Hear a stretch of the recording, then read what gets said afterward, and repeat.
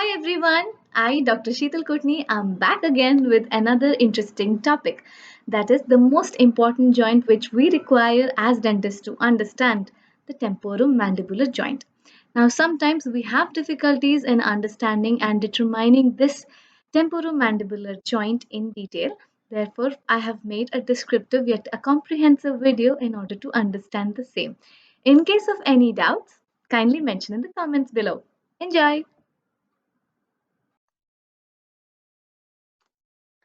Hello everyone. Today we have an interesting topic to discuss, that is the temporomandibular joint. These are my contents. They would be introduction, development, anatomy, blood and nerve supply, lymphatic supply, movements of TMJ, clinical and radiographic examination, clinical significance, conclusion and references. So what is TMJ in the jaw? Now, TMJ is a joint which is called the ginglimoarthrodial joint. Now, when we split this word, we get ginglimus and arthrodial. Ginglimus means it's a hinge joint, and arthrodius means it's a gliding joint. In evolutionary terms, now TMJ is a new joint which has replaced the joint between the malleus and incus. It is one of the last joints to develop in the body. Other synovial joints have a single primordium to develop from, or a single blastema. But this joint is unlike any other synovial joint because this develops from a widely separated intramembranous elements which grow towards one another. The temporomandibular joint is formed by the articulation between the articular eminence and anterior part of the glenoid fossa of the temporal bone above and condylar head of the mandible below. Coming to the development of temporomandibular joint. As I had spoken before, there are two different entities or primordium called the condylar blastema and temporal blastema. So at 3 months of gestation, these two entities grow towards each other to form the TMJ. Temporal blastema develops before the condylar blastema. So this condylar blastema and temporal blastema are placed at a distance. This condylar blastema then grows rapidly in a dorsolateral position to close the gap. Condylar blastema is composed of the elements of the condyle, also the TMJ, that is the disc, the capsular ligaments, the condylar cartilage, and the aponeurosis of the lateral pterygoid muscle. Now, the ossification begins, as I had mentioned before, first in the temporal blastema. At this time, the condylar blastema is still a condensed mesenchyme. The cleft then appears immediately above the condylar blastema, becoming the inferior joint cavity. This develops into condylar blastema followed by condylar cartilage. Then there is appearance of second cleft, which is the upper joint cavity. So this is the progression of development. So at 6th week of intrauterine life, articular disc is a vague layer of mesenchymal cells. At 7th week, this Meckel's cartilage develops and serves as a scaffold on which mandible develops. It provides a temporarily articulation between developing mandible and base of the skull. At 10th week of intrauterine life, the condylar process is rounded over and surrounded by a mesenchyme. It is also laterally marked by the Meckel's cartilage. Coming to 12th week, the condylar cartilage makes its first appearance and the articular capsule is recognized. At 13th week, the condyle and the articular disc have moved up in order to be in contact with the temporal bone, and then joint cavities are formed. At 16th week, temporal bone and condyle increase in size. This happens further and further throughout the weeks. In 18th week of intrauterine life, glenoid fossa develops a medial wall as well as an extension of bone laterally. Before 20th week, the joint becomes functional. 20th week and the secondary TMJ with articulation of condyle and temporal fossa becomes functional. At 26th week, the articular spaces are still disproportionate, but it's growing. Coming to the anatomy and function of the temporomandibular joint. So it has three components: the bony components, soft tissue components, and muscles. So I'll be talking about the bony and the soft tissue components in this seminar. The bony components consist of mandibular components and the temporal components. Mandibular component constitutes the condylar head. The temporal component are constituted by glenoid fossa, articular eminence, and articular tubercle. Soft tissue is composed by articular disc, fibrous capsule, and ligaments. The muscles are the muscles of mastication. Coming to the bony components, the only component which is bony is the condyle. It is also called capitulum mandibulae. It is roughly elliptical, 15 to 20 mm mediolaterally and 8 to 10 mm anteromedially. Now, this bony surface is made up of a dense cortical bone, but it is covered by fibrous connective tissue. So it consists of two poles, as you can see in this picture. One is the medial and the lateral pole. The lateral pole is blunted and the medial pole is rounded. So the articular disc attaches to the condyle with these poles by the help of medial and lateral ligaments. Coming to the temporal components, that is the bony components, which are glenoid fossa, articular eminence, and articular tubercle. So the glenoid fossa is a shallow oval depression on the inferior surface of the temporal bone. Coming to the articular eminence, it's a transverse bony bar forming the anterior root of zygoma. This articular surface is mostly heavily traveled by the condyle and disc as they ride forward and backward in normal jaw function. Coming to articular tubercle, it is a rough, bony, raised knob which projects below the articular surface. Coming to the soft tissue components, one is articular disc, which is the most important anatomic structure of the TMJ. Biconcavo-fibroavascular non-innervated cartilaginous structure. It is attached between the mandibular condyle and temporal bone component of the joint. It is firmly attached to the medial and lateral collateral ligaments attaching to the medial and lateral poles of the condyle. The disc represents the degenerated primitive insertion of the lateral pterygoid. So the disc central area is fibrous connective tissue, whereas the periphery is slightly vascular. So the articular disc is covered by the fibrocartilage, divides the joint cavity into two compartments, that is upper meniscotemporal and lower meniscomandibular. It is shaped like a peaked cap that divides the joint into an upper meniscotemporal and lower meniscomandibular. Note that since the disc is so firmly attached to the condyle, there are gliding movements in the upper joint compartment and there are hinging movements in the lower joint compartment. So the disc's shape is concavo-convex due to the upper glenoid fossa and also a concave inferior surface due to the mandibular condyle. It consists of an anterior extension, anterior thick band, a thin intermediate zone, posterior thick band, resulting in a bilaminar region. Now, the upper lamina of the bilaminar region is attached to the posterior surface of the articular fossa, and the lower lamina is attached to the posterior surface of the neck of the condyle. So, this articular wrist prevents friction, acts as a cushion, stabilizes the condyle by filling up the space. Fibers which are present in the disc help in regulation of movement, also helps in distribution of weight across the TMJ. Coming to the ligaments parts of the soft tissue components, it has four ligaments, that is fibrous capsule, lateral temporomandibular ligament, sphenomandibular and stylomandibular. The fibrous capsule, lateral ligament, sphenomandibular and stylomandibular ligament. So the fibrous capsule is a thin sleeve of tissue completely surrounding the joint, as you can see here. It is attached above to the articular tubercle and below to the neck of the mandible. It has two layers, outer fibrous or a capsular ligament, whose fibers are vertically oriented and they are long so as to enable a long range of movements. Coming to the inner cellular or the synovial membrane layer contains synovial fluid, also metabolic requirements required. Coming to the lateral ligament, it again has two parts. One is outer oblique portion, which results from the outer articular tubercle and zygomatic process to condylar neck.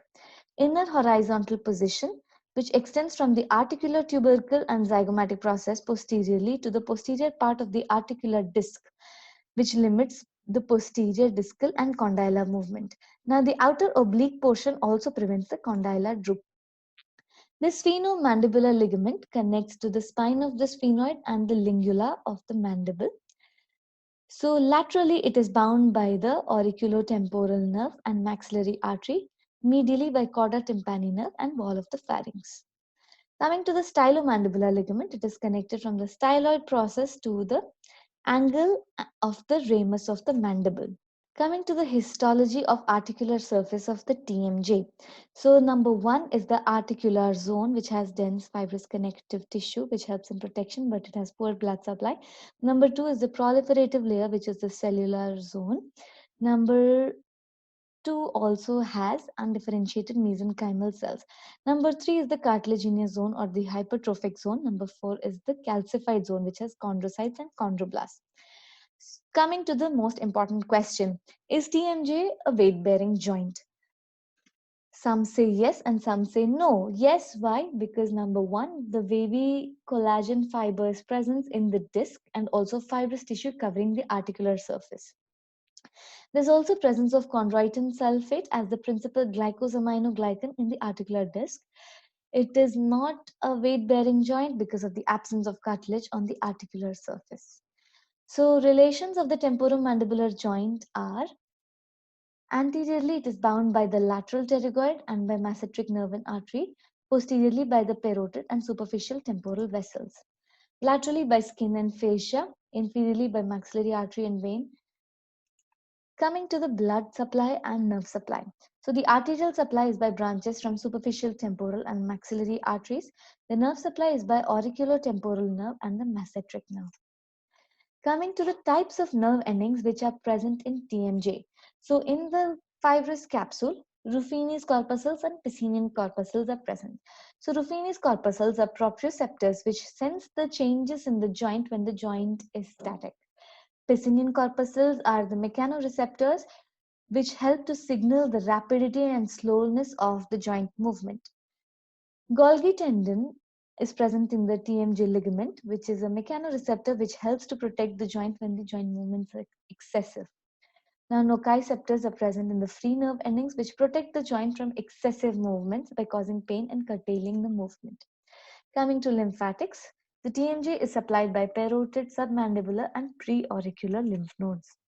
The normal movements of TMJ are protraction, retraction, elevation, depression, and side-to-side movement, which constitutes the gliding and rotational movement.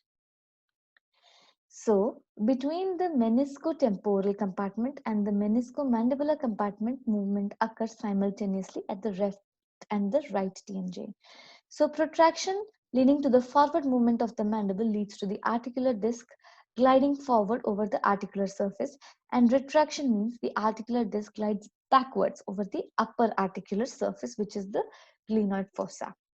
Coming to the slight opening of the mandible. So, slight depression of the mandible makes the head of the mandible moves on the undersurface of the disc like a hinge, which is shown in table B. Whereas in wide opening, this goes under the surface of articular disc, even going to the anterior portion of the articular disc. Coming to chewing movement, which involves side-to-side movements. So in order to make the movement on the left side, that is, twist the mandible towards the left, the head of the right side glides forwards along with disc as in protraction, and the head of the left side rotates on a vertical surface, which results in chin moving to the left side. Coming to stability, which is established by the teeth themselves and maxillomandibular relationship, and by the lateral ligaments, which I had mentioned before, which prevent condylar drooping. Coming to the age changes. So the flattening of the condyle occurs, fibrous capsule thickens, osteoporosis could happen, and the disc becomes thinner, shows hyalinization. Synovial fluid becomes fibrotic with a thick basement membrane. The walls of blood vessels are thickened and nerves decrease in number. Coming to the examination, clinical, functional, and radiographic examination. So in inspection, we have to detect for any swelling, color change, discharge in the preauricular region, whereas in mandibular movements, we have to notice any restriction, overextension, absence, or any lateral movements.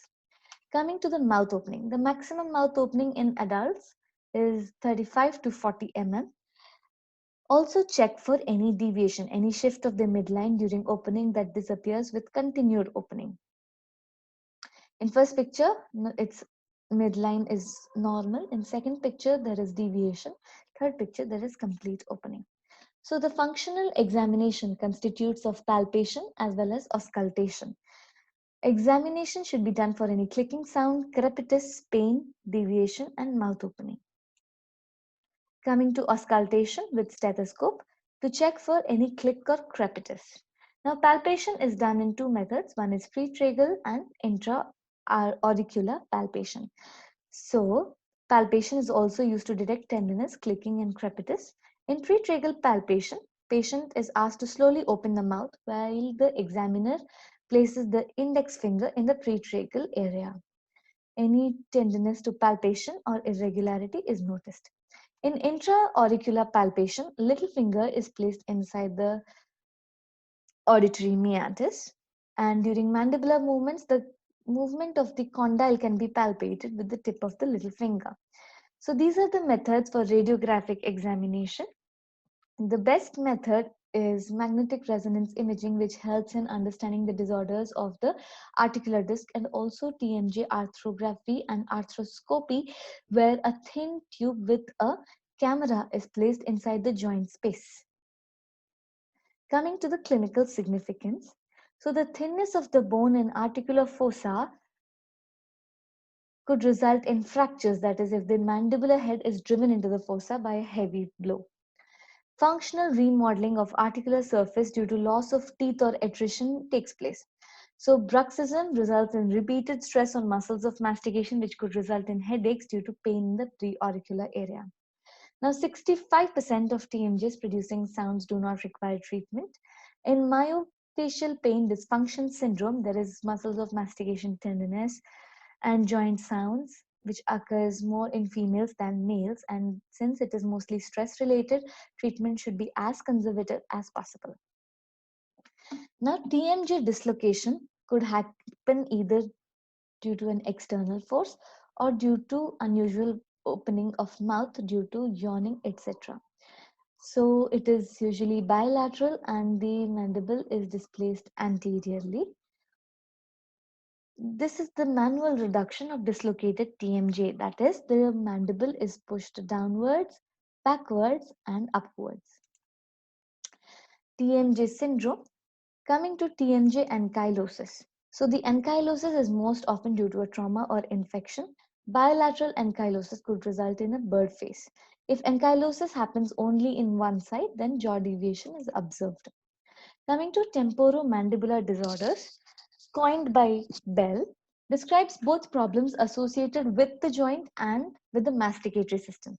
The etiology could be an occlusal condition, example, an improper crown, trauma due to bruxism, etc., emotional stress, deep pain input, which alters the muscle function, and parafunctional habits.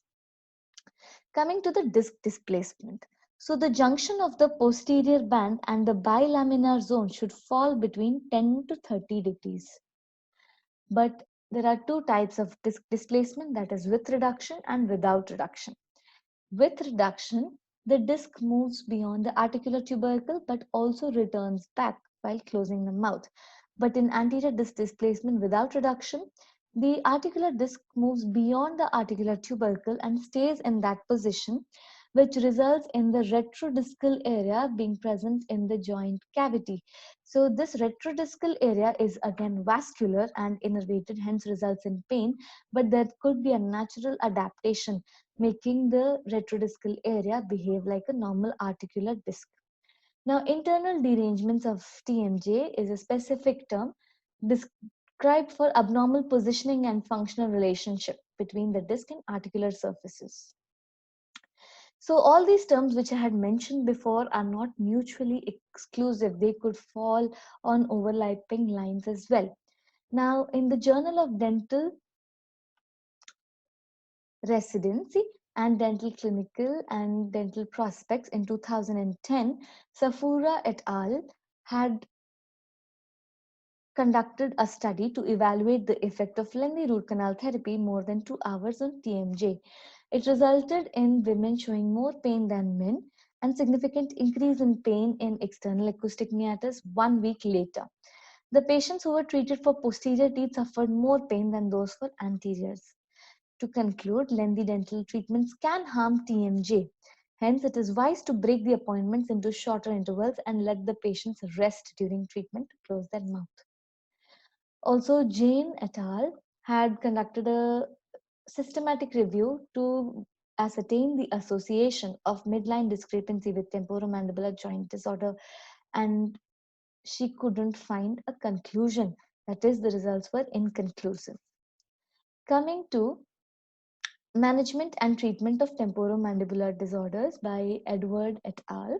So, in Table 1, situations are when it is recommended that dental practitioners consider referring temporomandibular disorder patients to a physical therapist. Now, we have to keep in mind that temporomandibular disorder is an interdisciplinary approach requiring disorder.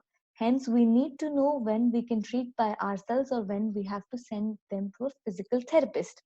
So, in case of any cervical pain, postural pains, and outcome related, that is, if the patient does not obtain relief after dental treatment as well, the patient should be referred to a physical therapist. Coming to the situation where the physical therapist requires to send the patients to a dentist are when the patient wakes up with pain, that is, with TMD pain, or in daytime pain where pain intensifies upon drinking hot or cold water. The treatment should be comprehensive dental examination, appliance, that is an occlusal orthotics at night, prescribing medications that decrease the electromyographic activity. Coming to Table 3, where therapies that are beneficial for daytime temporomandibular symptoms are some relaxation and stress with massages and stress management therapies, orthodontic appliances, and medications. So as to conclude, the temporomandibular joint is one of the most complex joints to understand, but it is also a major component of the masticatory system, which is responsible for chewing, speaking, and swallowing. Knowing the anatomy and physiology helps in understanding the disease of TMJ to a large extent.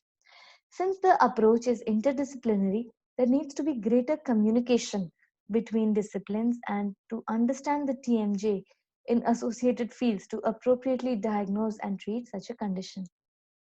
These are my references. Thank you.